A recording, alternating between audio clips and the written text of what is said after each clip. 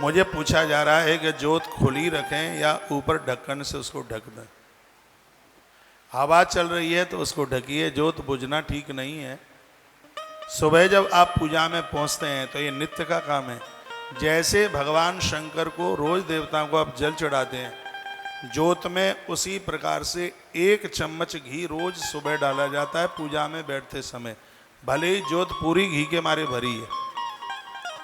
जैसे देवता को जल चढ़ा करके देवता प्रसन्न होता है, ज्योत भी देव है। ज्योति देवी नमस्ते, ज्योत देव।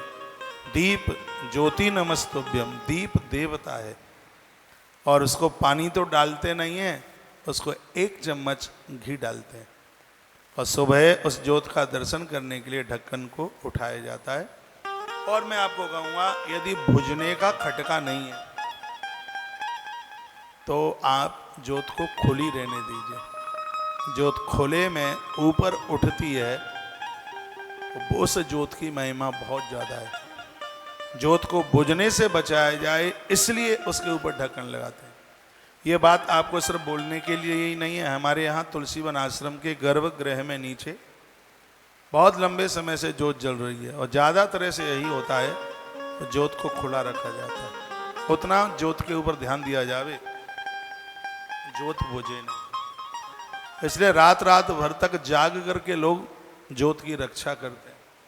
किसी भी घर में 40 दिन अखंड ज्योत जल गई, यदि ज्योत बुझी नहीं, संपूर्ण परिवार का परिवर्तन कर देगी एक ज्योत।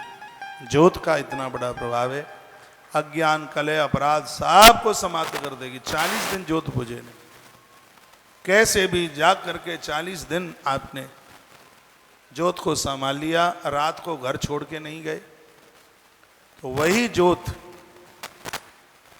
जीवन को बदल देगी। नवरात्रा आएगी, ज्योत जलाना। एक बड़ा सुंदर भजन है, जिस घर में माँ की ज्योत जले वो घर है किस्मत वाला। यह ज्योत की बड़ी अद्भुत महिमा। कहा गया आरोग्यम लभते रोगी, यह पूजा रोगी को आरोग्यता देगी। सौभाग्यम द्रव्यो लभेत, माताओं को पति की लंबी उम्र देगी।